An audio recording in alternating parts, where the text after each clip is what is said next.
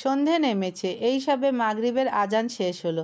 মতিঝিল থেকে কাউরান বাজার, ব্যস্ত জায়গার সরব আরও বাড়ল তাতে।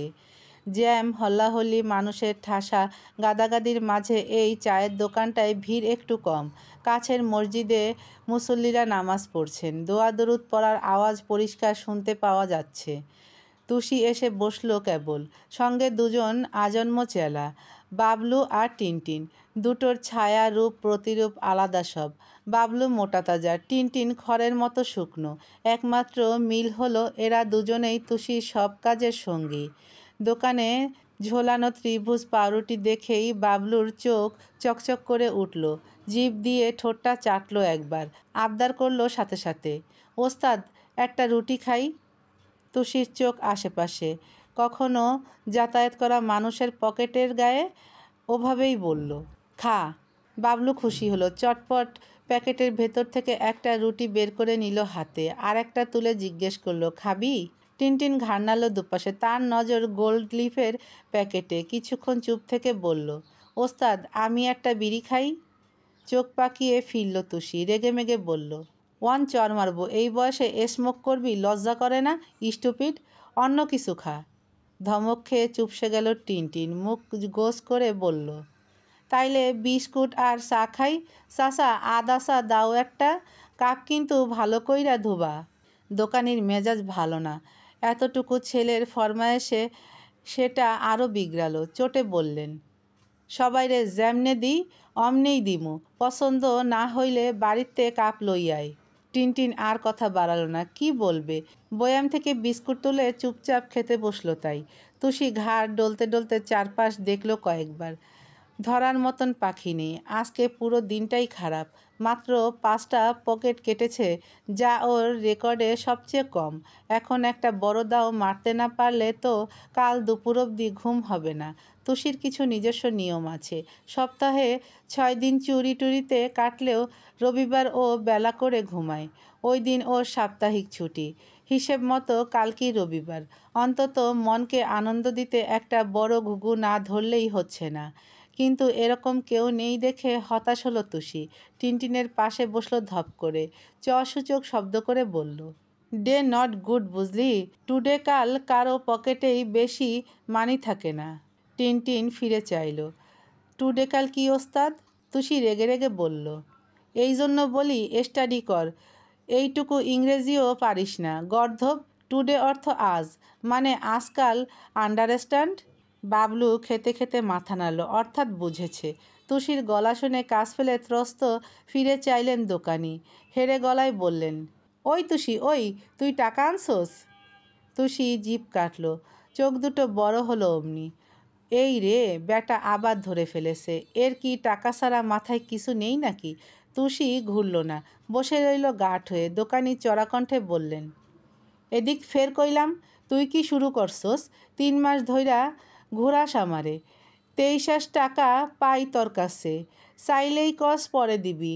আর এই যে তোর স্যালারি খাইতেছে, এগুলার বিল দিব কেডা? মাইয়া বইলা কিন্তু সবসময় পার পাবি না কইলাম। তুষি হাসি হাসি মুখ করে ফিরল, বলল সুন্দর করে, মানি আমি গিভ করবো চাচা, হোয়াই অ্যাংরি ইউ? খাতায় রাইট করে রাখো না। ভদ্রলোক ক্ষেপে বললেন, থামা তোর ইংলিশ, টাকা বাইর কর আগে। আরে নাও মানি হেয়ার পাব, পরে গিভ করব বললাম না। আপাতত কাজে এসেছি চাচা, নো ডিস্টার্ব মি প্লিজ। তোর আবার কাম, ওই তো খুঁজতাছস কার পকেট মারা যায়। এই আমি কিন্তু আগেই কইয়া রাখলাম, আমার এইখানে কাস্টমার আইলে কিন্তু এইসব করবি না। তুষি বিরক্ত হলেও চুপ রইল। এরকম কত দোকানে যে ওর ধার দেনা আছে। পাশের দোকানে টিভি চলছিল সে সময়। বিকেলের গরম খবর, এমপি রুস্তমের ছেলে রেপ কেসে গ্রেপ্তার। অনেকেই উৎসুক হয়ে দেখছেন। গ্রেপ্তার করা অফিসারকে নিয়ে প্রশংসায় পঞ্চমুখ তারা। তুষি একবার তাকিয়েও চোখ সরালো। ওর এখন টিভিতেও ভালো লাগছে না। আচ্ছা মুসিবত তো, 7টা বাজতে চলো, কাউকে পাবে না নাকি? সন্ধেটা কি ওর এমন বাসি মুখেই কাটবে? রুস্তমের ছেলের নাম রুহান এহমাদ, 1 নম্বরের লম্পট যাকে বলে। ফারিন মেয়েটাকে কদিন ধরে নানাভাবে উত্ত্যক্ত করছিল। সেদিন হোস্টেলের রাস্তা থেকে তুলে নেয়, রেখে যায় 2 দিন আগে। ওই 2 দিন ধরে মেয়েটা থানার দুয়ারে ঘুরতে ঘুরতে কাহিল। সে খোঁজ পেয়েছে ইয়াসিরের। ছেলের গ্রেফতার হওয়ার খবর বাতাসের গতিতে রুস্তমের কানে পৌঁছে গেল। রুহানের দুহাত হাতকড়ায় আটকে, নাকের এক পাশ কাটা, বৃত্তাকার ছিদ্র হতে রক্ত গড়িয়ে পড়ছে। শার্টের কলার ইয়াসিরের মুঠোয়। ছেলেটাকে হিড় করে টানতে টানতে জিপে তুলছে সে। পুরো দৃশ্যটায় রুস্তমের শরীর টকবক করে উঠল। ত্রস্ত ফোনটা দূরে ছুঁড়ে মারলেন। পাশে দাঁড়ানো নিয়াজ ভয় পেল একটু। ফোনটা ওর। রুহানের সাথে ক্লাবেই ছিল সে সময়। এত ফুর্তি নিয়ে নাচছিল ছেলেটা, হুট করে ইয়াসির এসে সব পণ্ড করে দিয়েছে। রুস্তম চিল্লিয়ে বললেন, আমার পোলার গায়ে হাত তুলছে ওই ওই 2 পয়সার পুলিশ, মারছে ওরে? নিয়াজ আলতোভাবে ঘাড় নাড়ালো। উত্তর হ্যাঁ। ইয়াসিরকে দেখার পর প্রথম দফায় রুহানের ভাবান্তর হয়নি, গ্রেফতারের কথাতেও না। হেসে উড়িয়ে দিয়েছিল। একচোট অসভ্যতা হিসেবে গ্লাসে থাকা মদ ছুঁড়েছিল ইয়াসিরের মুখে। ব্যাস, এক প্রকাণ্ড ঘুষি মারল ইয়াসির। রুহানের মাতাল শরীরটা তৎক্ষণাৎ গিয়ে ছিটকে পড়ল টেবিলে। রুস্তম উঠেই নিয়াজের কলার চেপে ধরলেন। ভরকালো ছেলেটা। গোল চোখ তুলতেই রুস্তম দাঁত পিষে বললেন, ওই নাটকির পুত আমার পোলারে মারছে, আর তুই তুই কই ছিলি তখন? কই ছিলি? তোরে কি আমি ঘাস খাইতে রাখছি? নিয়াজের থুতনি নেমে এলো বুকে। ইয়াসির হঠাৎ রুহানের ওপর চড়াও হওয়ায় ও হকচকিয়ে গেছিল। দলবল ডেকে যে বাধা দেবে সেই সাহসে কুলায়নি। এমন ক্ষিপ্ত বাঘের মতো মুখয়ব লোকটার। এর আগে ওই অফিসারকে দেখেওনি কোথাও। কিন্তু এসব রুস্তমকে কিভাবে বলবে? ভয় পেয়ে দূরে দাঁড়িয়েছিল শুনলেই চাকরি শেষ। রুস্তম রাগ গিলে নিলেন, ছাড়লেন কলারটা, ঘন ঘন শ্বাস ফেলে বললেন, কমিশনারে ফোন লাগা, দেখি কার এত ক্ষমতা আমার পোলারে জেলে আটকায়। ইয়াসিরের জিপ তখনও ব্যস্ত রাস্তায় ছুটছে। থানায় পৌঁছায়নি ওরা, অথচ এর মধ্যেই পুরো মিডিয়া পাড়া নতুন খবরে গমগম করছে। ক্লাব থেকে রুহানকে নিয়ে জিপে তোলার সময়ই কিছু ভিডিও ক্লিপ ছড়িয়ে পড়েছে নেটে, সে নিয়েই মাতামাতি। হঠাৎ ফোন বাজলো ইয়াসিরের। স্ক্রিনে কমিশনার দেখে যা বোঝার বুঝে ফেলল সে। ঠোঁট কামড়ে কিছু একটা ভেবে তৎক্ষণাৎ পাওয়ার বাটন টিপল। শরীফের চোখ বেরিয়ে এলো সহসা। ঢোক গিলল সে। আর কত সাহস দেখবে এই লোকের? কমিশনারের কল ধরবে না বলে ফোনটাই বন্ধ করে দিল। রুহান জিপের পেছনে বসে, তার দুপাশে পুলিশের লোকেরা। হ্যান্ডক্যাপে পেঁচানো হাত দুটো তুলে গাড়ির রডে বেঁধে রাখা। মদ খেয়ে টাল ছেলেটা, নাকটাও অবশ ব্যথায়। মাথা ঝুলতে ঝুলতে নেমে এসেছে হাঁটুতে। আচমকা মুখ খুলল রুহান, যেন ভীষণ ক্লান্ত। কোনো মতে চাইল, পানি, একটু পানি। ইয়াসির শুনতে পেল, বলল, পানি দাও ওকে। পাশের একজন জিপ হাতালেন। বোতল খালি দেখে বললেন, গাড়িতে পানি নেই স্যার। ইয়াসির চসূচক শব্দ করল। শরীফকে বলল, গাড়ি থামাও। দ্রুত ব্রেক কষল সে। ইয়াসির বলল, ওর জন্য পানি নিয়ে আসো। শরীফ ঘুরল পেছনে, গলা উঁচিয়ে বলল, স্যার কি বললেন শোনোনি? যাও পানি নিয়ে এসো। ইয়াসির ভ্রু বাঁকায়, আমি তোমাকে বলেছি। না মানে স্যার, আমি ওদের একজন যাক না। ইয়াসির কেমন করে চাইল। গুরুতর হলো স্থূলস্বর, কেন? তুমি গেলে কি সমস্যা? আহত শ্বাস ফেলল শরীফ। অগত্যা সিটবেল্ট খুলে নামল গাড়ি থেকে। পানির দোকান একটু দূরে, লেন ঘুরতে হবে। ছোট অল্প কোলাহলের রাস্তাটা হেঁটে পার হলো সে। পরনে খাকি রঙের পোশাক দেখেই নড়েচড়ে বসল তুষি। এতক্ষণের নিরস্চক মুহূর্তেই ঝলমল করে উঠল। পানির বড় বোতল চাইল শরীফ, সাথে নিজের জন্য একটা ঠান্ডা কোক। তুষি ত্রস্ত উঠে দাঁড়ালো। টিনটিন খেয়াল করলো ওকে। এগোতে নিলেই টেনে ধরল হাতটা। সতর্ক গলায় বলল, ওস্তাদ, পুলিশ কিন্তু। তুষির উদ্বেগ এলো না। ঝুঁটি বাঁধা চুলের গোছা নাড়িয়ে বলল, তো ভয় পাই? আজকে প্রথম পুলিশের পকেট মারবো না? এর আগেও মেরেছি। এসব পুলিশ টুলিশ হ্যাভি ঘুষ ইট করে, এদের কাছে প্রচুর মানি। নাও হ্যান্ড ছাড়। বাবলু খাবার চিবোচ্ছে, ওভাবেই বলল, সাইরা দে টিনটিন, ওস্তাদ ঠিক পারবে। এসব ওস্তাদের কাছে বাম হাতের খেলা। টিনটিন ছেড়ে দিল। একটা দোকান পরেই দাঁড়িয়ে শরীফ। তুষি আস্তে করে সেখানে এসে দাঁড়ালো। ওর এক হাত কোমরে, অন্য হাতে ঘাড় চুলকে চুলকে দেখল চারিপাশ। ঠিক সেকেন্ড কয়েক লাগলো শরীফের মানিব্যাগ নিতে। দৃশ্যখানায় টিনটিন হাঁ করে বলল, ওস্তাদ দেখি সত্যিই পাস, হালার পুলিশ ট্যাটটাও পাইল না। বাবলু বলল, চুরিতে ওস্তাদের জুরি নাই। তুষি ফিরে এসে আবার জায়গায় বসলো। ভর সন্ধ্যাবেলা পুলিশের মানিব্যাগ চুরি, এত বড় কাজ সেরেও তার মুখাবে বিশেষ গর্ব নেই। এসব এখন ডাল ভাত। এত বছরের জীবনে আজ তো নতুন চুরি করছে না, কবে থেকে শুরু করেছে তাই মনে নাই। তুষির 500 লিস্টে পুলিশ থেকে শুরু করে বস্তির চেয়ারম্যানও আছে। এখন হাতটা বড্ড পাকা, ভূতের মতো আসে আর যায়, মাঝখান থেকে হাওয়া হয় মানিব্যাগ। তুষি এখনই টাকা গুনল না, এখানে রিস্ক আছে। কিচ্ছু ঘটেনি ভাব করে বসে রইল চুপচাপ। চায়ের অর্ডার করলো, সাথে গরম গরম জিলিপি। দোকানি হাঁ করতে গেলেই বলল, দেবো চাচা দেবো, এটার মানি একটু পরেই গিফট করব, নাও টি দাও। বাতায়নে ভ্যাপসা গরম। ইয়াসির নেমে দাঁড়িয়েছে। ফোন বন্ধ করায় আরেক বিপদ হলো। মা কল করে না পেলেই একসা হবেন চিন্তায়। কিন্তু ইয়াসির এখনই কমিশনারের সাথে কথা বলবে না, আগে ছক সাজাবে তারপর। ও শান্ত চোখে রুহানকে দেখলো একবার। মাথা নিচু করে ঝিমোচ্ছে ছেলেটা, মদের তোরে হুঁশ নেই। ইয়াসির নির্মষ্ট কামড়ে চোখ ছোট করলো। এমপি রুস্তম নিশ্চয়ই এতক্ষণে পাগলা সার বনে গেছে। ওপর মহল থেকে এ নিয়ে চাপ পড়তে দেরি নেই, কিন্তু ইয়াসিরের অস্ত্র হবে মিডিয়া। একবার নেটপাড়া তোলপাড় হলে রুস্তম কেন, ওর বাপেরও করার কিছু থাকবে না।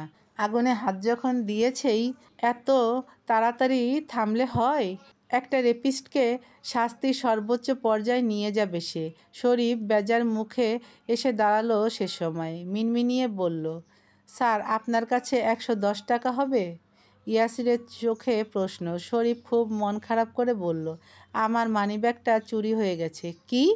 চোখ নিচু করে মাথা নাড়ল সে, মুখে তার স্বতঃস্ফূর্ত বেদনা। মানিব্যাগে ভালো টাকা ছিল, কখন যে হলো এটা? ইয়াসির হতভম্ব আওড়ালো, একজন এসআইয়ের মানিব্যাগ চুরি হয়েছে, তাও এই সন্ধেবেলা? কি করে যে হলো স্যার, বুঝতেই পারলাম না।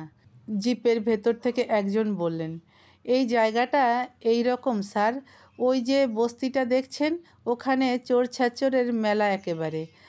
আসবেন হঠাৎ, দেখবেন পকেট আছে, মানিব্যাগ নেই। ইয়াসিরের মেজাজ চটে গেল, পুরোটা বর্তালো শরীফের ওপর। একজন পুলিশ অফিসার হবে সতর্ক সচেতন, তার যদি পকেটের দিকেই নজর না থাকে, অপরাধীদের ওপর থাকবে কি করে? শান্ত কণ্ঠে বলল, গাড়িতে গিয়ে বসো, আমি দিয়ে আসছি। না মানে স্যার, আমি থাকতে আপনি? বললাম তো যাও। শরীফ আর কথা বাড়ালো না, এসে বসলো সিটে। ইয়াসিরের কাছে তার ইজ্জতের এক কোণাও বেঁচে নেই। সব কাজের ভুল কেন এই লোকের সামনেই হতে হবে, ধ্যাত। ততক্ষণে দোকানে গিয়ে দাঁড়িয়েছে ইয়াসির। জিজ্ঞেস করলো, বিল কত ছিল? 110 টাকা স্যার। ইয়াসির মানিব্যাগ খোলে। ওপাশ হতে তুষির চিলের নজর ঠিক ওখানেই পড়ল। লাইটের আলোতে চকচক করছে টাকার নোট। জিলিপি রেখে ঝট করে দাঁড়ালো ও। আরিফ বাস, এত মানি? ফিস ফিস করলো বাবলু। ওস্তাদ আবার যাবা? ইয়েস, এত মানি পেলে টুমোরো আরামসে যাবে। টিনটিন বলল, ওস্তাদ আইসকা বাদ দাও, এক পুলিশের পকেট কাটছো, আর এক পুলিশ আসছে, ধইরা ফালাইলে সোজা জেলে। মাউথ বন্ধ কর, অলওয়েজ কাজে বাম হ্যান্ড দিবি না। আগেরটা মেরেছি টের পেয়েছে, এটাও পাবে না। তুষি চলে গেল। টিনটিন বিড়বিড় করলো, বেশি লোভ ভালো না। ইয়াসির দাঁড়িয়ে, ভাঙতি ছিল না বলে আস্ত নোট দিয়েছে। তুষি ফের পেছনে এসে দাঁড়ালো। শরীফ জিপে বসে এদিকেই দেখছিল। তুষির চোরা নজর দেখে কপালে ভাঁজ বসলো তার। এই মেয়ে কি পকেটমার নাকি? ও হাঁ করেও ঠোঁট টিপে নিল। যা হচ্ছে হোক, করুক চুরি, নিয়ে যাক স্যারের ওয়ালেট। সবসময় খালি বড় বড় কথা, আজকে বুঝবে কেমন লাগে। তুষি খুব সাবধানে দুটো আঙ্গুল ইয়াসিরের পকেটে ঢোকালো, লম্বা মানিব্যাগের অর্ধেকটাই বেরিয়ে। এতে সুবিধেই হলো ওর। যখনই উপরে তুলতে যাবে, আচমকা খপ করে হাতটা চেপে ধরল ইয়াসির। চমকে উঠল তুষি, প্রকট নেত্রে হকচকিয়ে তুলল উপরে। বাবলু টিনটিনের খাওয়া শেষ। তড়াক করে দাঁড়ালো দুজন। ইয়াসির সরু চোখে তুষির আপাদমস্তক দেখল একবার, ভ্রু উঁচিয়ে বলল, বাহ, ফিমেল পকেটমার। তুষি ঢোক গেল। এই প্রথম হাতে নাতে ধরা পড়ল সে। পেছনের সব রেকর্ড ভেঙে চুরমার করতে হাতটা আরও শক্ত করে ধরল ইয়াসির। বোঝালো পালানোর সব পথ বন্ধ। তারপর টান মেরে বলল, চলো। মেয়েটা লাফিয়ে উঠল ভয়ে। জিজ্ঞাসায় ফ্যাকাশে ঠোঁট নাড়ল। কোথায়?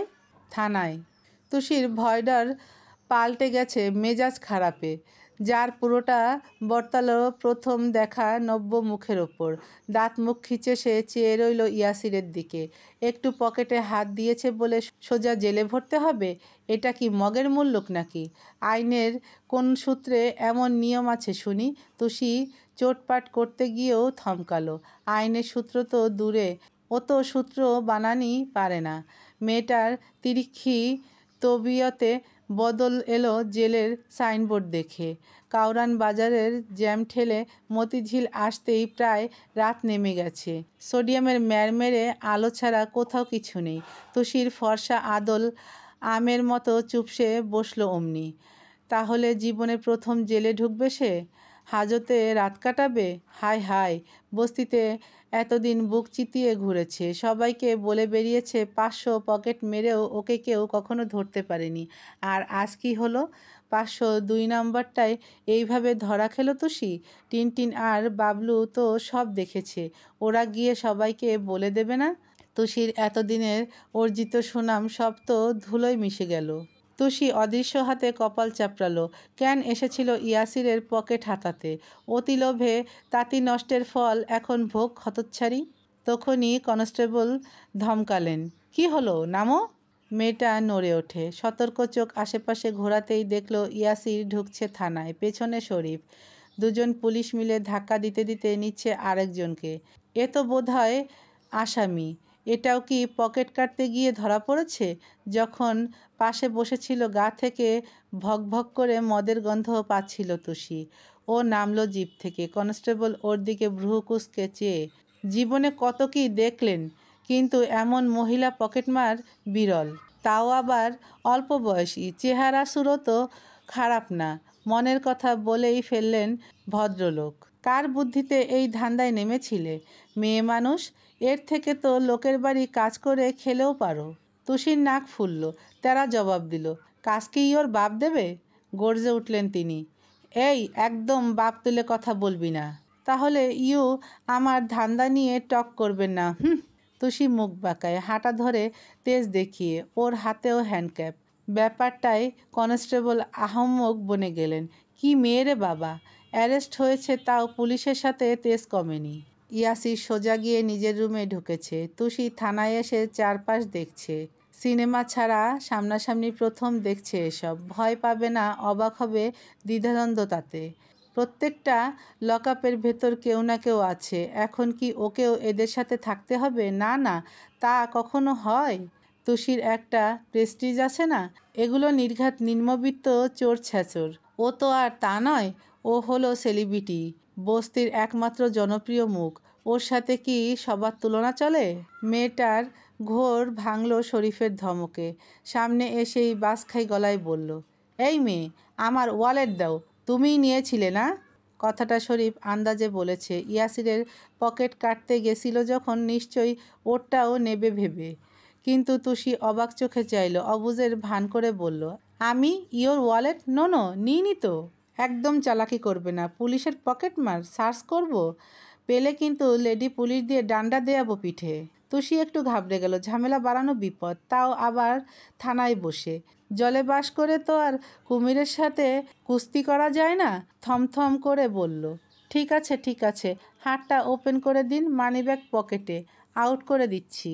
ইংরেজির এই করুণ দশায় মুখ কোঁচকালো শরীফ। হাত খুলল না। গলা তুলে নেহাকে ডাকে, আদেশ দেয়, এর পকেট থেকে আমার ওয়ালেটটা বের করুন তো মিস নেহা। তারপর এটাকে লকআপে ভরে রাখুন। তুষির চক্ষু চরক-গাছ। সে কি, কথা নেই বার্তা নেই, সোজা লকআপে? হাঁ করার আগেই শরীফ চলে গেল কোথাও।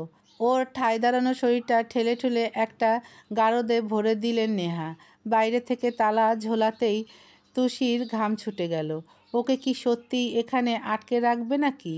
খালেদ চাচা যে একবার বলেছিল এসব পকেট মারতে বেশি শাস্তি হয় না, ধরা পড়লে পাবলিক 2-4 ঘা দিয়ে ছেড়ে দেয়, আর পুলিশ ধরলে কয়েকটা ঘা বেশি দেয়।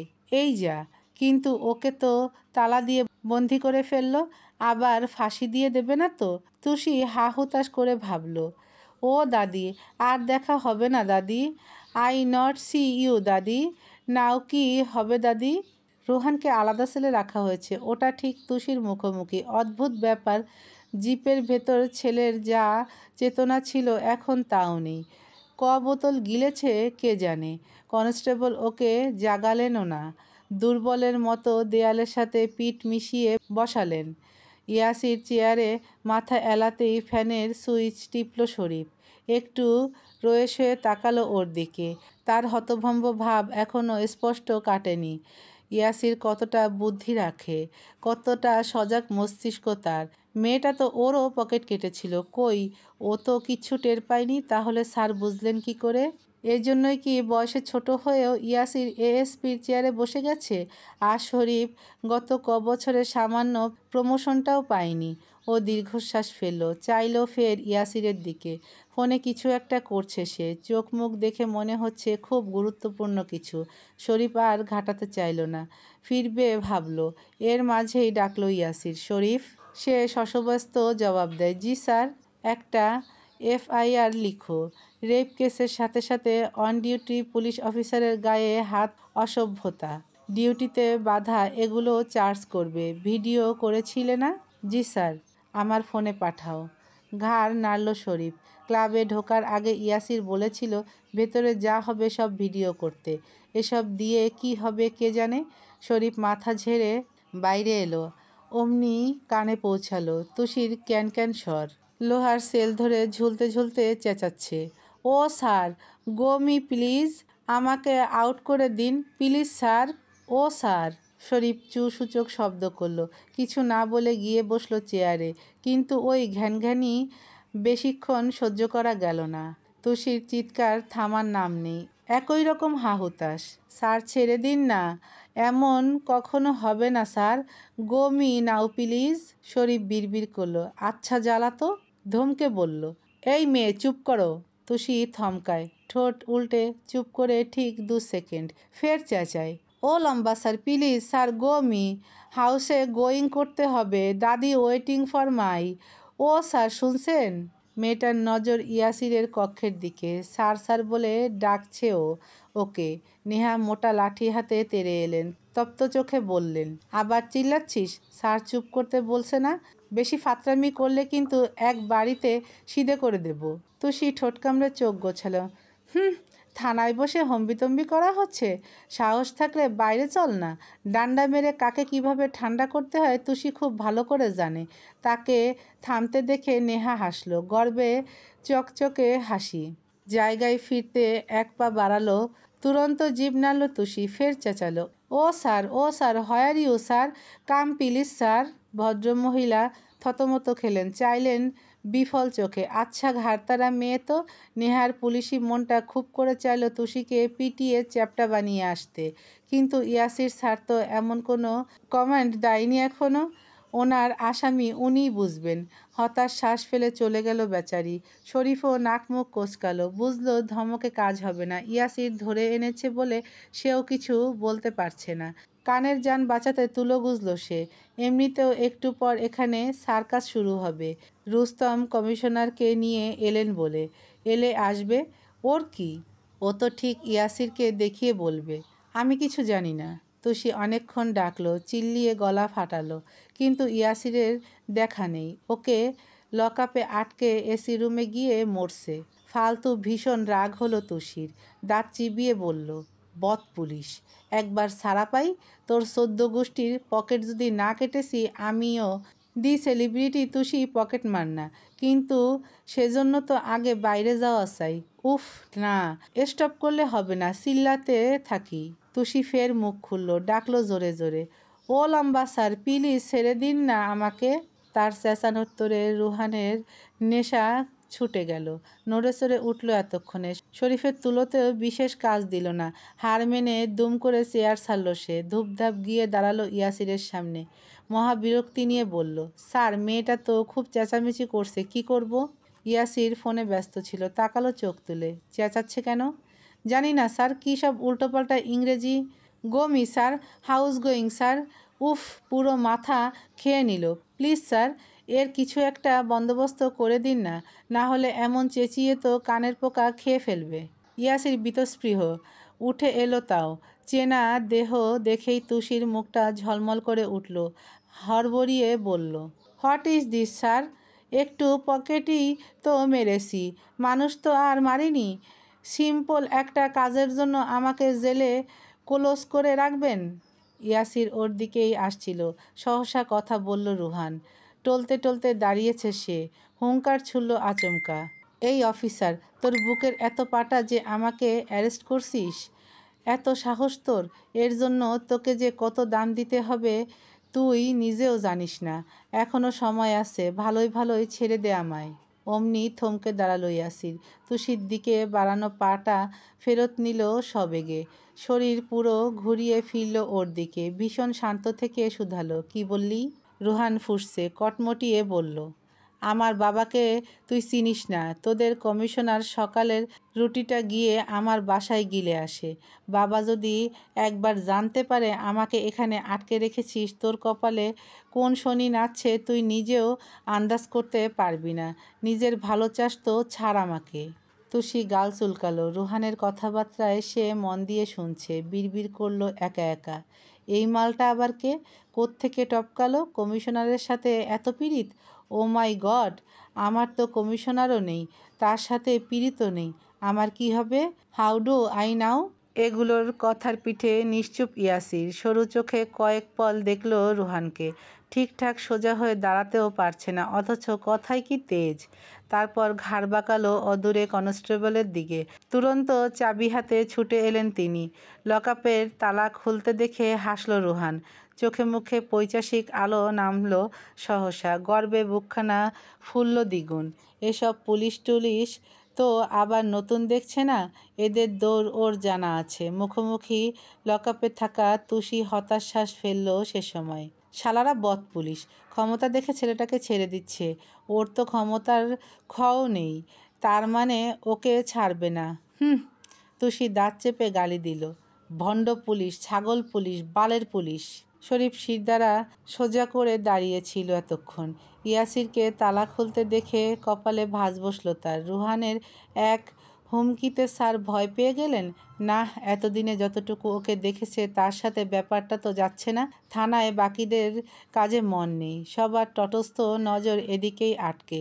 ইয়াসিরকে ভেতরে ঢুকতে দেখে রুহান ভ্রু গোছায়। চোখে ভাসা প্রশ্নের মাঝেই ঠিক গালের মাঝে সপাটে এক চড় মারল সে। তুষি বক্ষস্থল ছ্যাদ করে উঠল।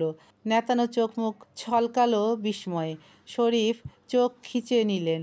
অবাক হননি, তবে ঘাবড়ে গেছেন। এত জোরে মারল যে ঠাস শব্দটা এখান থেকেই পরিষ্কার শোনা গেছে। রুহান থ বনে গেল।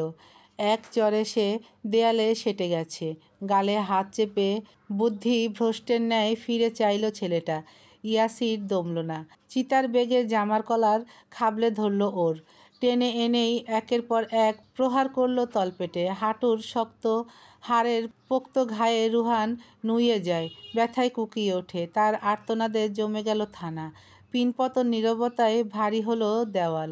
হাত তুলে কপালের ঘাম মুছল শরীফ। বেচারার গলা শুকিয়ে যাচ্ছে। নেহার চোখে মুখে আতঙ্ক। বেশ কয়েকটা ঘায়ের পর থামল ইয়াসির। রুহানের তখন আধমরা দশা। মদ ছাড়া পেটে কিছু নেই, তার উপর এত মার। যন্ত্রণায় চামড়াসহ ফেটে যাওয়ার জোগাড়। ইয়াসির শক্ত হাতে গাল চেপে ধরতেই আরেক দফা ব্যথায় মুচড়ে উঠল ছেলেটা। তার কথায় আদম্য সাহস। শব্দ বাক্যে পিষে নিল দন্তপিঠ। তোর বাপ এলে বলিস, তোকে শুধু ধরেই আনিনি, মেরেওছি, দেখব কি করে।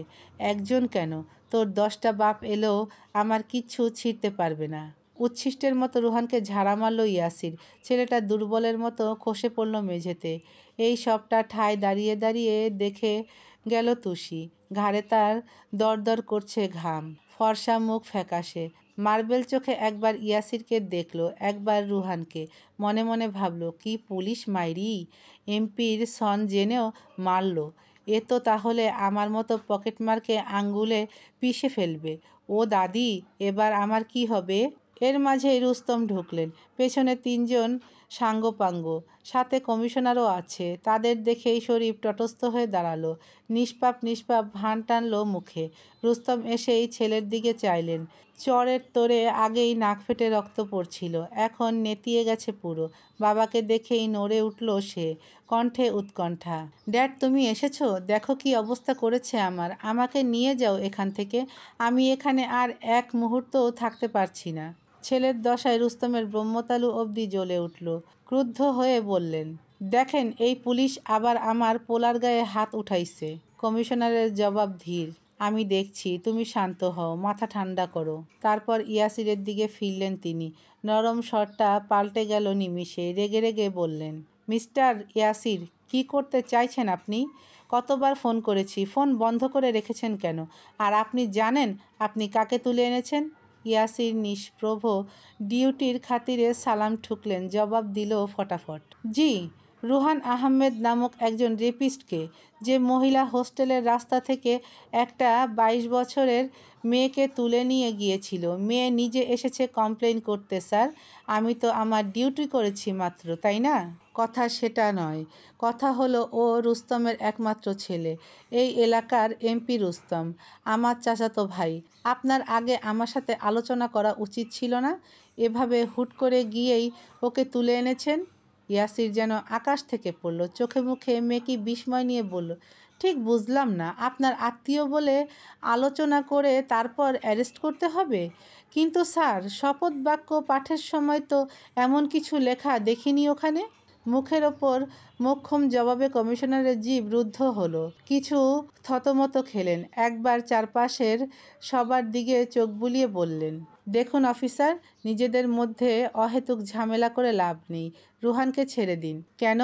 এফআইআর লেখা শেষ, সাক্ষী প্রমাণ সব যখন তৈরি, তাহলে ছেড়ে দেবো কেন? ভদ্রলোক এবার তুমিতে নেমে এলেন। গলার জোর কমিয়ে বললেন, বোঝার চেষ্টা করো ইয়াসির, শুধু শুধু কেন ঝামেলা করছো? তারপর ওর কাছে এগিয়ে এলেন আরেকটু, কণ্ঠ চেপে বললেন, রুস্তমের সাথে কিন্তু মন্ত্রী রূপেরও সম্পর্ক ভালো। তোমার চাকরি নিয়ে টানাটানি পড়ে যাবে কিন্তু। কি দরকার এসবের?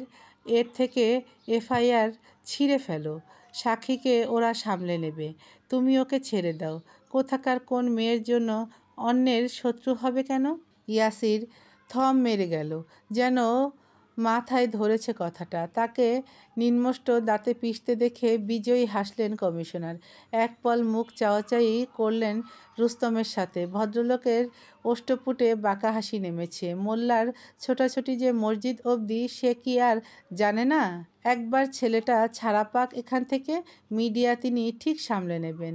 ভুজুম ভাজুম তার রগের সাথে মিশে। কিন্তু সত্যি হলো, এই পুলিশকে তিনি ছাড়বেন না। কত বড় কলিজা, তার ছেলের গায়ে হাত! ভদ্রলোকের ধ্যান ভাঙল ইয়াসিরের আওয়াজে। আপনার কথা আমি বুঝেছি স্যার, কিন্তু মিডিয়া? পথিমধ্যেই কথা টেনে নিলেন কমিশনার। আহা, মিডিয়াকে নিয়ে তোমার ভাবতে হবে না, ওসব রুস্তম বুঝে নেবে। তাছাড়া আমরা যা জানাবো ওরা তাই তো জানবে। সাক্ষী তো মেয়ে, একটু ভয়টয় দেখালেই মদ ঘোরাবে। এখন তোমাকে যা বললাম তাই করো। ইয়াসিরের কণ্ঠে আক্ষেপ। বলল, সরি স্যার, আপনি আরেকটু আগে এলে হতো, আমি ছেড়ে দিতাম, কিন্তু এখন সম্ভব নয়। সবাই তাজ্জব হলো। রুস্তমের কণ্ঠে উদ্বেগ। সম্ভব নয় কেন? কারণ ভিকটিম আমাকে যা যা প্রমাণ দিয়ে গিয়েছিল আমি সব মিডিয়ায় জমা করে দিয়েছি। স্বপ্ন টেলিভিশন সহ সমস্ত সাংবাদিকদের হোয়াটসঅ্যাপ নাম্বারে চলে গেছে ওসব। রুস্তমের মাথায় বাজ পড়ল। স্তম্ভিত শরীফ নিজেও। গোল চোখে ইয়াসিরকে দেখল সে, অস্পষ্ট আওড়ালো, স্যার, এসব কখন করলেন? কমিশনার হতভম্ব হয়ে বললেন, এসব কি বলছো তুমি? তুমি সব মিডিয়ায় দিয়ে দিয়েছো মানে? হ্যাঁ, একটু আগেই করলাম। শরীফ বলল, ওকে জিপে তোলা নিয়ে খুবই হইচই বেঁধেছে। ভিডিও ক্লিপ পেলে হয়তো আরেকটু হবে, তাই আর কি। কিন্তু শরীফ, তুমি আমাকে বলনি কেন যে ও এমপি রুস্তম আহমেদের ছেলে? প্রশ্নের তীর হঠাৎ তেড়ে আসায় শরীফ থতমত খেল। ভ্যাবাচ্যাকার প্রকাণ্ড ছাপ বসল মুখে। ও তো বারবার বলেছিল, স্যার শোনেনি। তাহলে এখন মিথ্যে বলছেন কেন? শরীফ চটজলদি কিছু বলতে পারল না। না মানে স্যার, আমি তো এসে লটকে রইল আওয়াজ। রুহান শিকের ওপাশ থেকে সজাগ চোখে চেয়ে। ইয়াসিরের কণ্ঠ ধীরজ। ও ভালো করে শুনতে পাচ্ছে না। তার ওপর চড়ের তোপে কানের কাছে ভো ভো করছে কিছু একটা। মদ আর মার মিশিয়ে সব ঝাপসা তার। ইয়াসির ভীষণ বিনয় নিয়ে বলল, সরি স্যার, আমি জানতাম না এই রেপিস্ট ছেলেটা আপনার। ক্রিমিনাল তো ভাবলাম। দেশের মানুষের এমনিতেই পুলিশের ওপর ভরসা নেই, তাই দেখুক এরকম অপরাধ করলে তার কি শাস্তি হয়।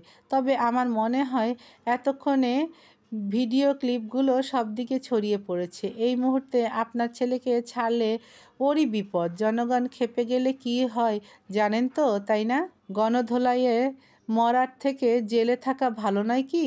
রুস্তম দাঁত পিষে রইলেন। ক্ষুব্ধ চোখ ইয়াসিরে বন্দি। ছেলেটার গলার স্বরে প্রচুর বিনয়, কিন্তু চোখের ভাষা ভিন্ন। এসব ভাষা রুস্তম বোঝেন। এ তো ভদ্রতা বা আপোষের ভাষা নয়। কি চাইছে এই ছেলে? স্বপ্ন টেলিভিশন তো সবসময় রুস্তমের পেছনে পড়ে থাকে। ওদের কাজই তার কাজের ফাঁকফোকর বের করে আনা। ইয়াসির তবে জেনে বুঝেই এই খেলা খেলল। বাহ, এতটুকু বয়সে প্রহেলিকার সাথেই লড়াই। রুস্তমের বুঝতে ভুল নেই, ইয়াসির মিথ্যা বলছে। ইচ্ছে করে ভিডিও ক্লিপ মিডিয়ায় ছড়িয়েছে নিশ্চয়ই। কিন্তু এখন কি করবেন তিনি? এই খবর পুরো দেশে ছড়াবে, তুলকালাম শুরু হবে। তারপর জনগণ আওয়াজ তুললে রাষ্ট্রমন্ত্রী কেন, কেউ কিছু করতে পারবে না। ওনার চেয়ারটাও নড়বড়ে হবে তখন। তিনি কমিশনারের দিকে চাইলেন। ভদ্রলোক নিজেও চিন্তায়। ইয়াসির এমন একটা চাল চালাবে কেউ ভাবেনি। এখন তো হম্বিতম্বি করেও লাভ হবে না। নিরাশ মুখায়বে দুদিকে মাথা নাড়লেন তিনি। বোঝালেন, আপাতত উপায় নেই। রুস্তম চটে গেলেন। ক্ষোভ বর্তালো ইয়াসিরের প্রতি। পরিস্থিতি হেরে গেলেও মেজাজের কাছে। সবার সামনে আঙ্গুল তুলে বললেন, কামটা ভালো করলা না অফিসার। এর মাসুল তোমার কড়াই গন্ডাই বুঝামু। ইয়াসির হাসল, ঠান্ডা হাসি।